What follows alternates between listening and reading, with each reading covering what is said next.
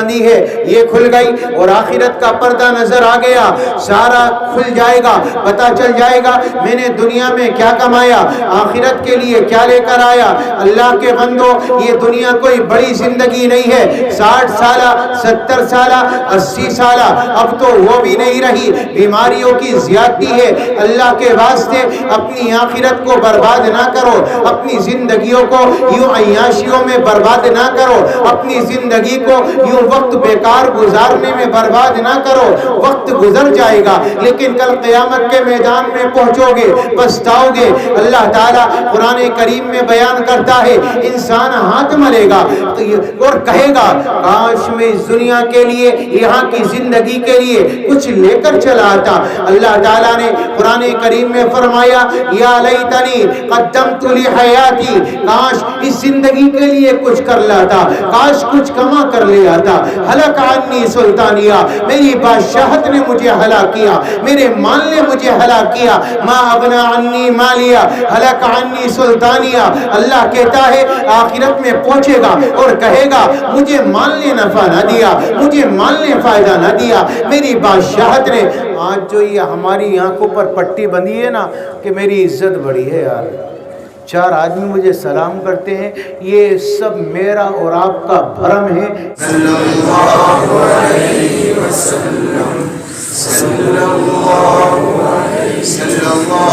علیہ وسلم، صلی اللہ ہے احسان ہے کہ اس رب کریم نے مجھے اور آپ کو اپنی اور اپنے پاک نبی کی محبت پر اس سیرت النبی کے جلسے میں جمع فرمایا۔ کائنات کا رب آنے کو، بیٹھنے کو، کہنے سننے کو اپنی بارگاہ میں قبول فرمائے۔ اللہ نجات کا ذریعہ بنا دے، مغفرت کا ذریعہ بنا دے۔ چند باتیں عرض کروں گا، اس سے پہلے چند اشعار ہیں دعائیہ، اللہ کے دربار عالیہ میں دل کی عقیدت و محبت کے ساتھ رکھتا ہوں۔ آپ لوگ آمین کہتے رہیں، اللہ میرے اور آپ کے حق میں قبول فرما دے۔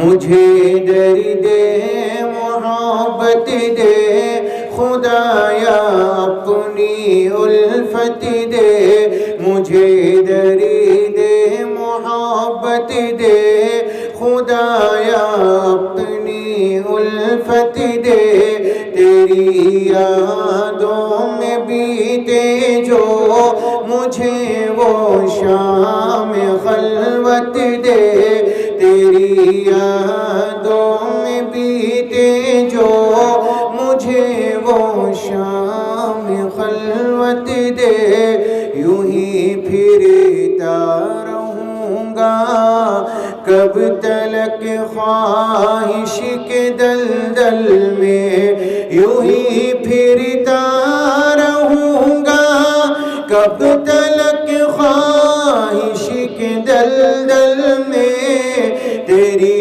خواہش ہو یا رب یاد دلبر کی حلاوت دے، تیری خواہش ہو یا رب یاد دلبر کی حلاوت دے، تیری یادوں میں بیتے جو مجھے وہ شام خلوت دے۔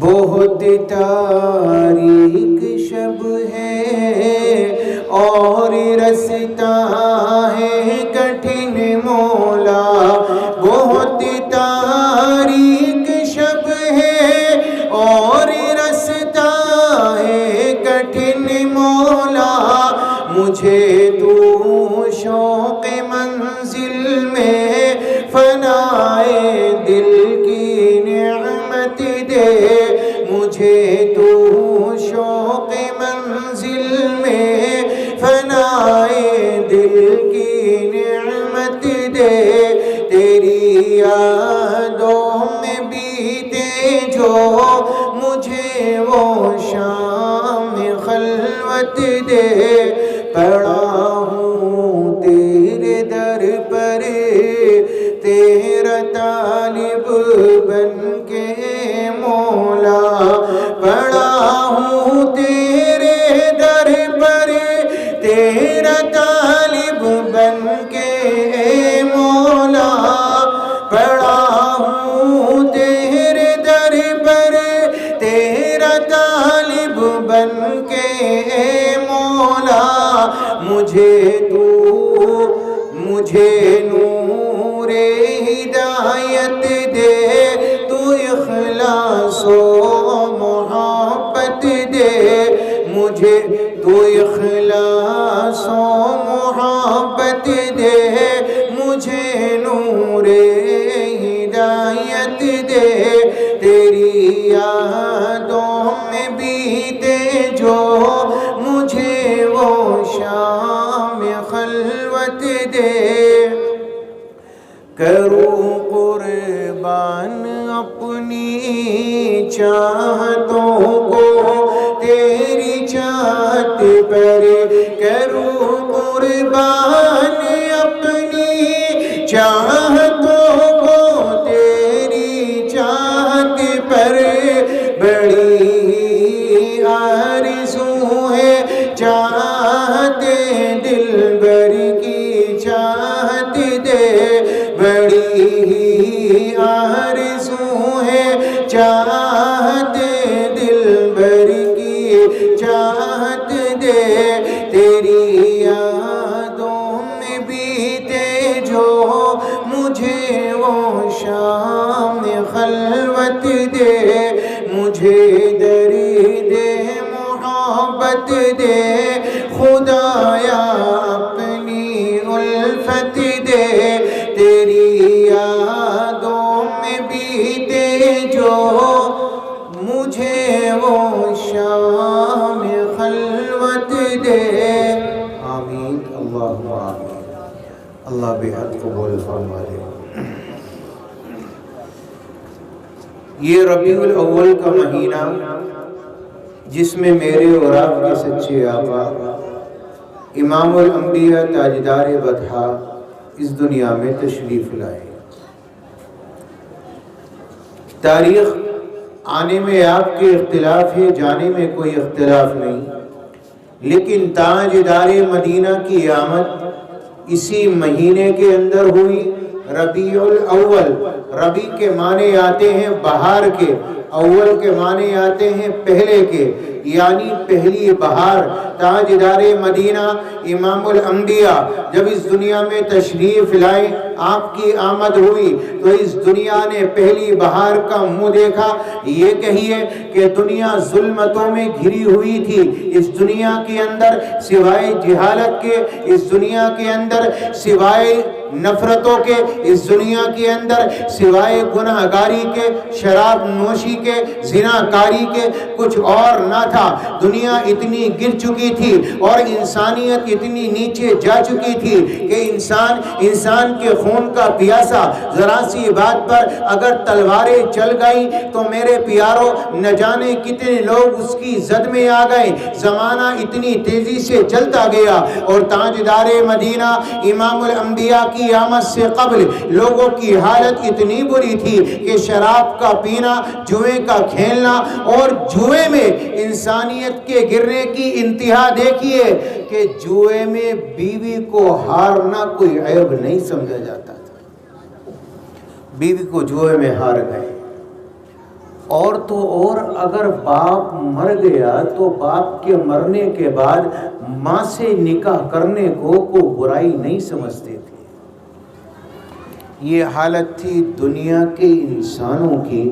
دنیا اتنی گمراہی میں اور انسانیت اپنی انسانیت کو بھلا چکی تھی، سوائے درندگی کے، سوائے جہالت کے، سوائے خالی بیٹھے رہنے کے، سوائے شراب نوشی کے، سوائے زنا کاری کے، سوائے لوگوں پر طعن و تشنیع کرنے کے، سوائے غیبت کرنے کے، دنیا پر ایک دوسرے پر ظلم کرنے کے علاوہ انہیں کوئی اور کام نہیں تھا۔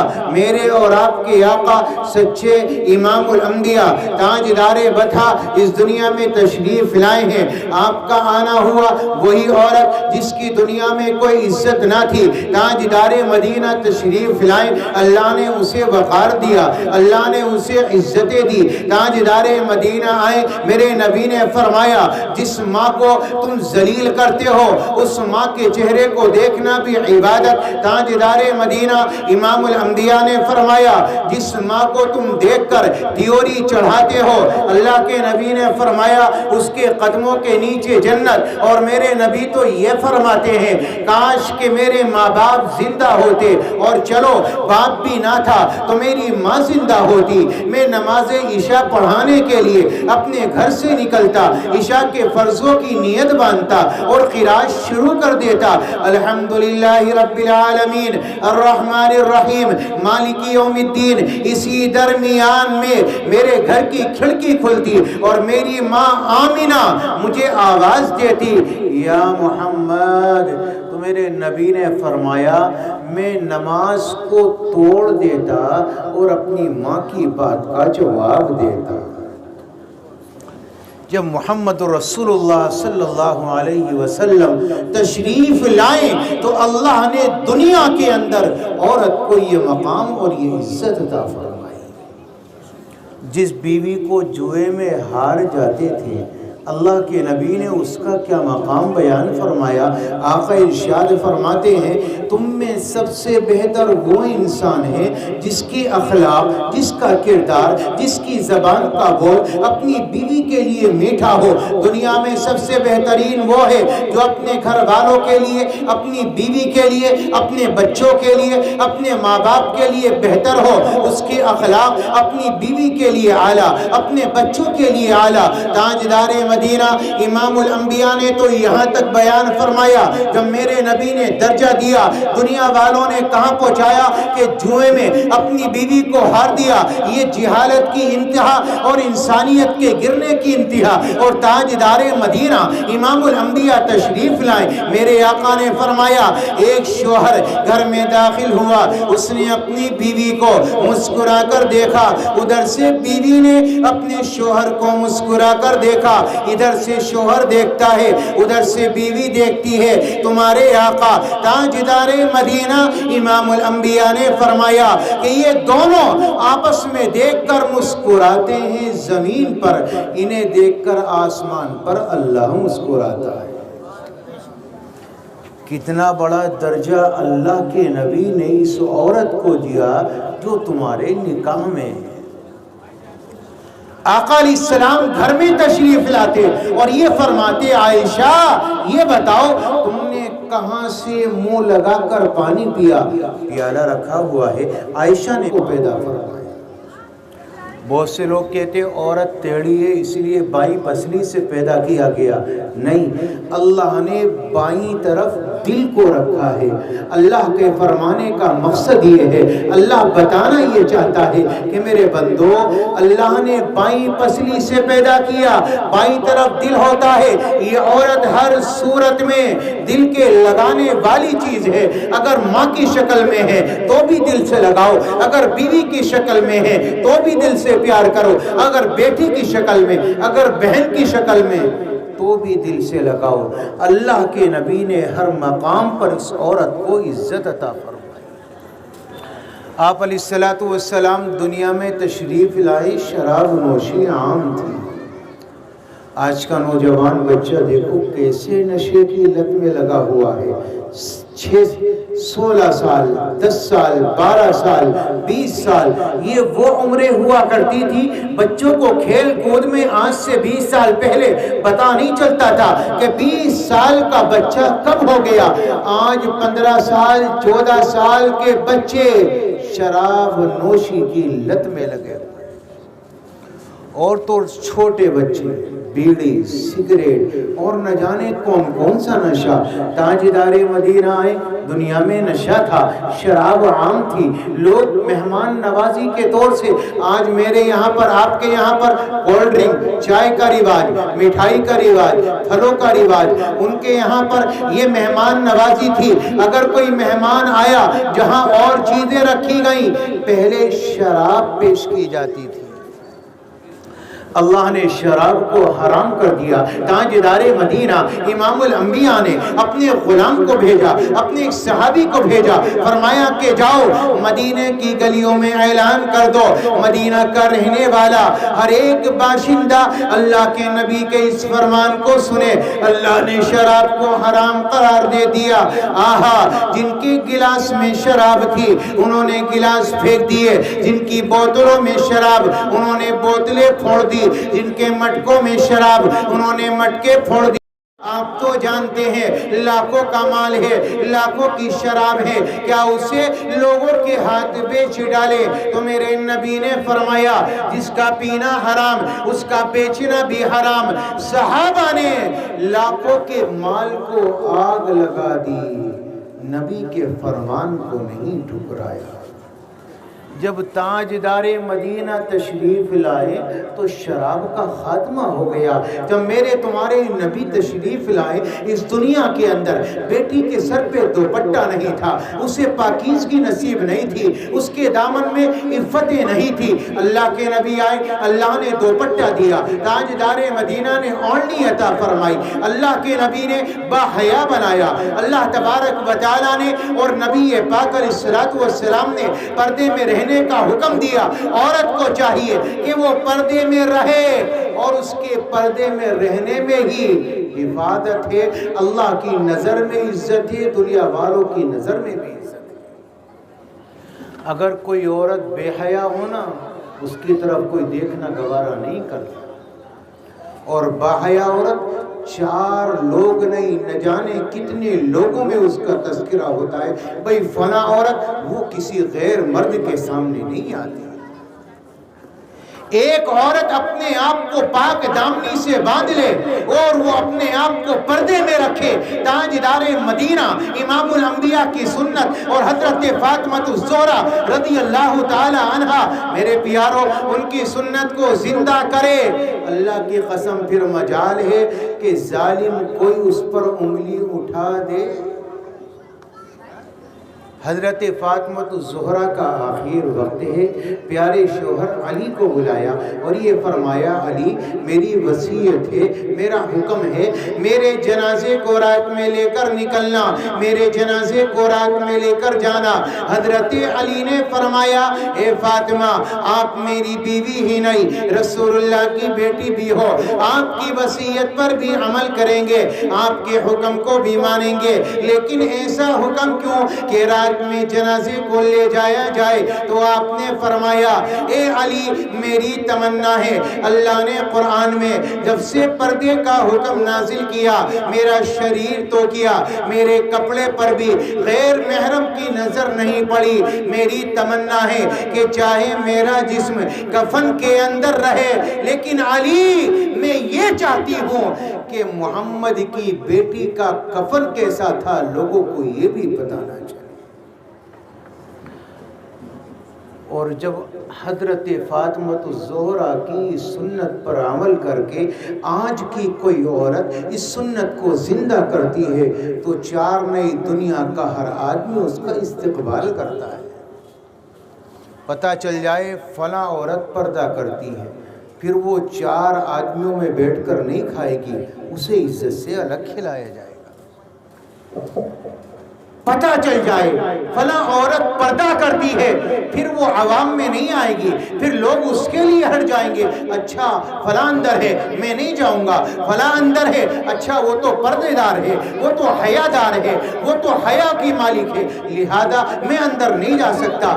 اللہ نے عورت کو پردہ دیا، تاجدار مدینہ آئے، آپ کی بیٹیوں کو اوڑھنیاں دی، آپ کی بچیوں کو پردے میں رکھا۔ تاجدار مدینہ دنیا میں تشریف لائے تھے، اس دنیا کے اندر بے حیائی تھی، آپ کو حیا ملی، اس دنیا کے اندر شراب نوشی تھی، اللہ کے نبی نے منع کیا، جوا عام تھا وہ ختم ہوا، اس دنیا میں نبی تشریف لائے، جھوٹ بولا جاتا تھا، تاجدار مدینہ نے سچائی کی وہ مثال اپنے آپ کو پیش کر کے لوگوں کے سامنے پیش کیا ہے کہ آج تک دنیا اس کی مثالیں دیتی ہے۔ اور یاد رکھنا تاجدار مدینہ کی اور بہت ساری چیزیں ہیں جو دنیا کے اندر عام ہوئی، اور آپ علیہ السلام کی ایسی بے شمار عادتیں ہیں جن کو مثال میں پیش کیا جائے، لیکن دو بڑی چیزیں ہیں جو نبی پاک علیہ السلام کی سب سے زیادہ مشہور ہوئی۔ نمبر 1 صداقت، نمبر 2 امانت۔ کبھی نبی پاک علیہ السلام نے جھوٹ نہیں بولا اور کبھی امانت میں خیانت نہیں کی۔ آج ہمارے پاس سب سے زیادہ جھوٹ کاروبار میں بولا جاتا ہے، لوگوں کو دھوکہ دینا ہماری عادت بن گئی۔ تاجدار مدینہ نے فرمایا سچائی انسان کو نجات دیتی ہے، جھوٹ ہلاک کر دیتا ہے۔ اور 4 باتیں اگر دنیا کا کوئی مسلمان ایمان والا اپنے پلے سے باندھ لے اور ان 4 باتوں پر عمل کر لے، اس کی دنیا بھی سنور جائے گی، اس کی آخرت بھی سنور جائے گی۔ تمہارے نبی نے فرمایا صدق و حدیث، پہلی چیز ہے سچ بولنا، کبھی جھوٹ نہ بولنا۔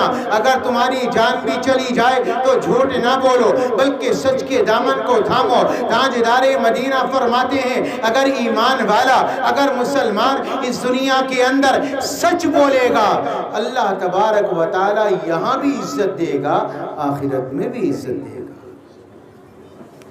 اور دوسری چیز میرے آپ کے آقا نے ارشاد فرمائی وَحِفْظُ أَمَانَتِهِ، امانت میں خیانت نہ کرے، لوگوں کو دھوکہ نہ دے بلکہ امانت داری کے ساتھ کسی کے ساتھ دغا نہ کرے، جھوٹ نہ بولے، دغا نہ کرے۔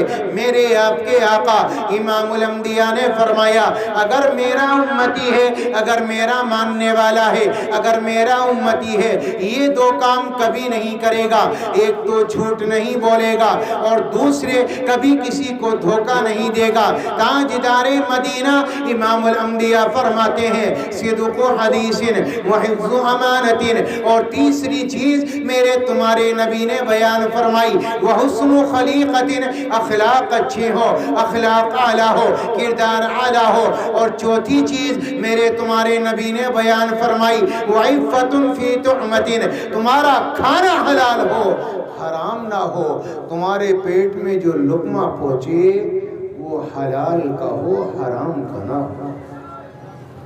اگر یہ 4 چیزیں امت میں پیدا ہو جائیں تو میرے نبی نے فرمایا یہ یہاں بھی کامیاب ہے، آخرت میں بھی کامیاب ہے۔ آج انسان حلال کی پرواہ نہیں کرتا، حرام کی پرواہ نہیں کرتا کہ مجھے حلال ملے یا حرام ملے، بس آنا چاہیے، کسی بھی طریقے سے آئے، میری جھولی بھرنا چاہیے، میرا بنگلہ بہترین ہونا چاہیے۔ لوگوں میں لگے ہاں مکان تو اس کا ہے، عزت تو اس کی ہے، گاڑی تو اس کے پاس عالی شان۔ تاجدار مدینہ تمہارے آقا امام الانبیاء کیا فرماتے ہیں؟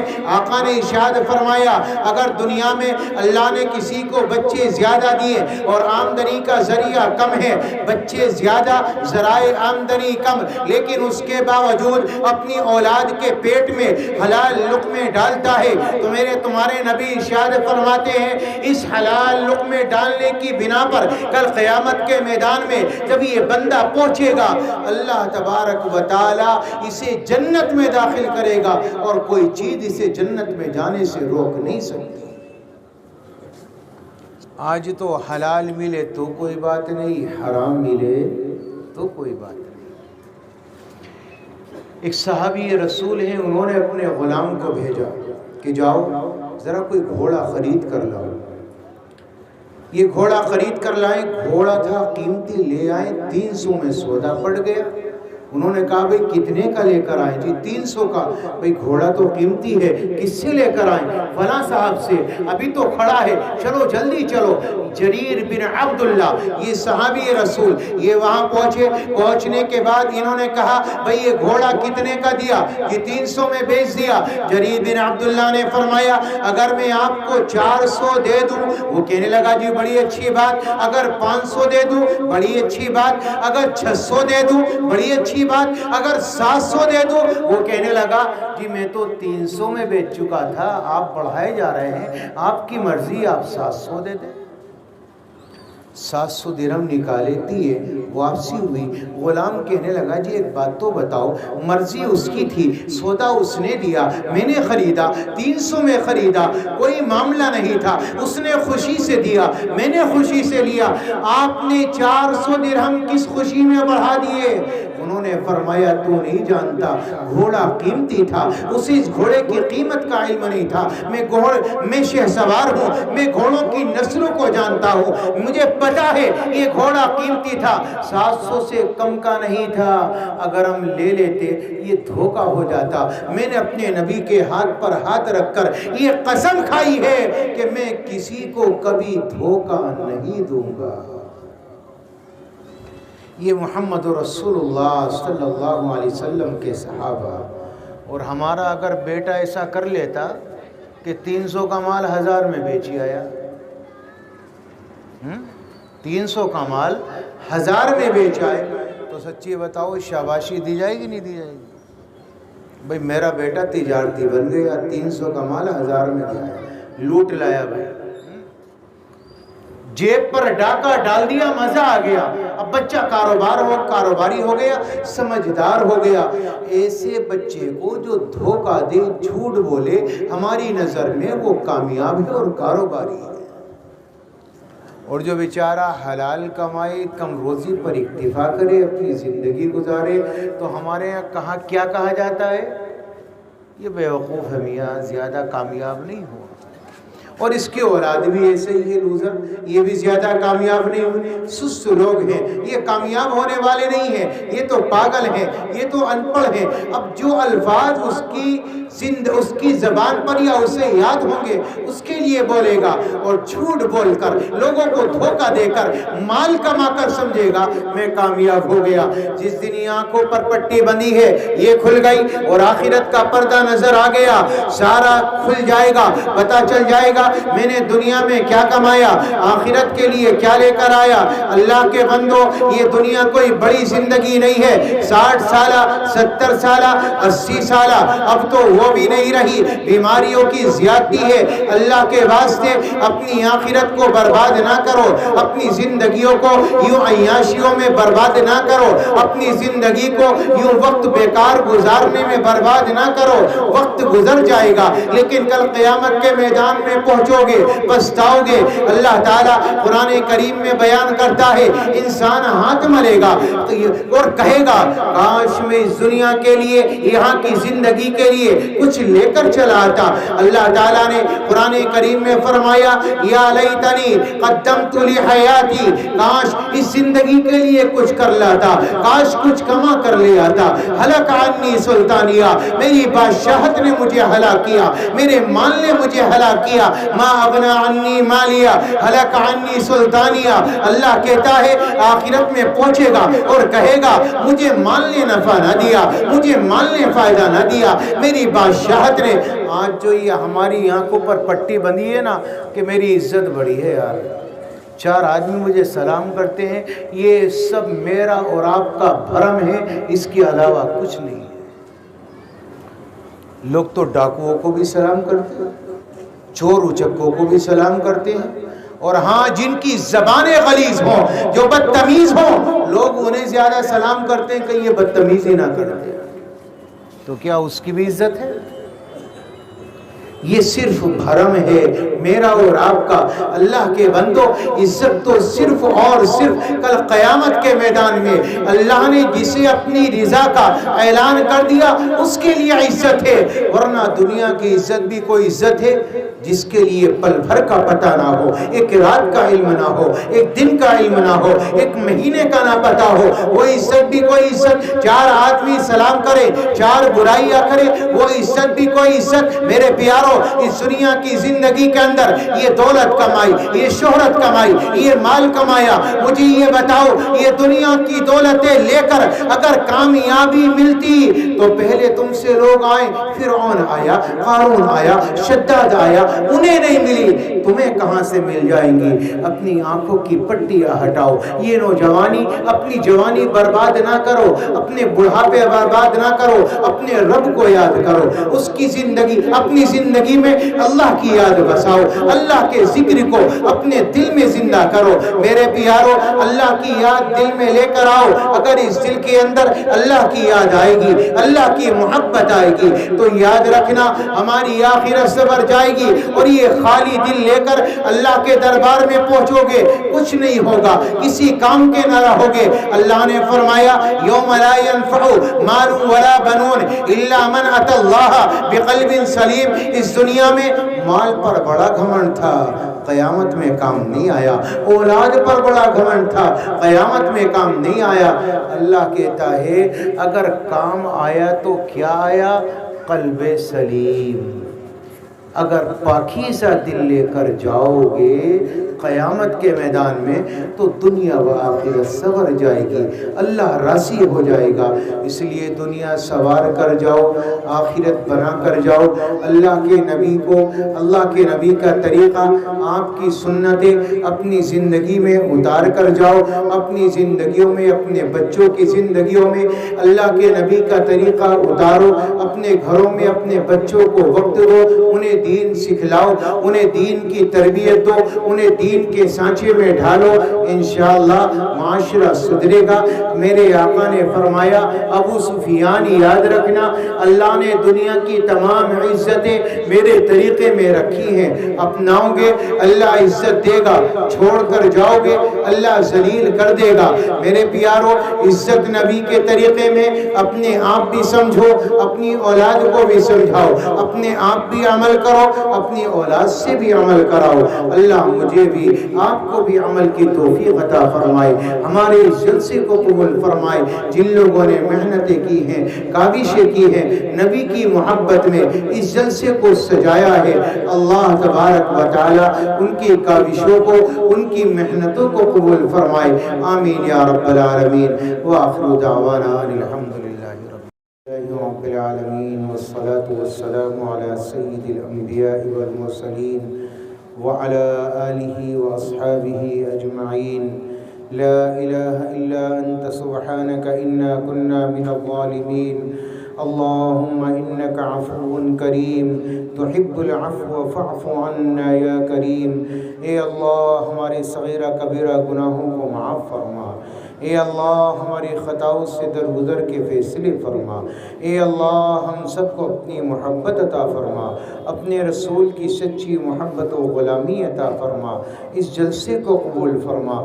اے کریم آقا، ہم میں جو بیمار ہیں ان کو شفا عطا فرما، جو مقروض ہیں قرض سے بری فرما، بے روزگاروں کو روزی عطا فرما، جن کو روزی عطی ہیں برکتی عطا فرما، جن کے بچے بچیاں نکاحوں سے رکے ہیں ان کے اچھے جوڑوں کا انتظام فرما، جو ناجائز مقدمات میں پھنسے ہیں ان کی رہائی کے فیصلے فرما، اسلام کا بول بالا فرما، مسلمانوں کو عزت نصیب فرما، ہمارے ملک میں امن و امان عطا فرما۔